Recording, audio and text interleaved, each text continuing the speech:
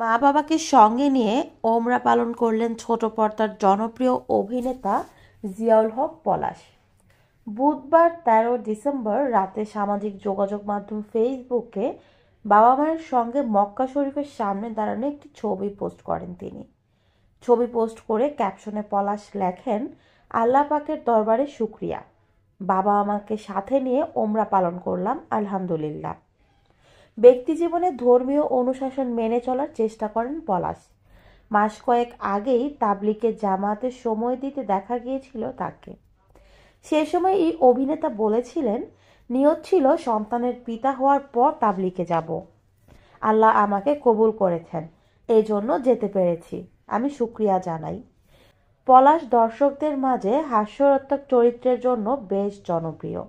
Bachelor point নাটকে তিনি কাবিলা চরিত্রে অভিনয় করে দর্শকদের মাঝে, বিশেষ করে তরুণদের মাঝে বেশ জনপ্রিয় হয়ে ওঠেন।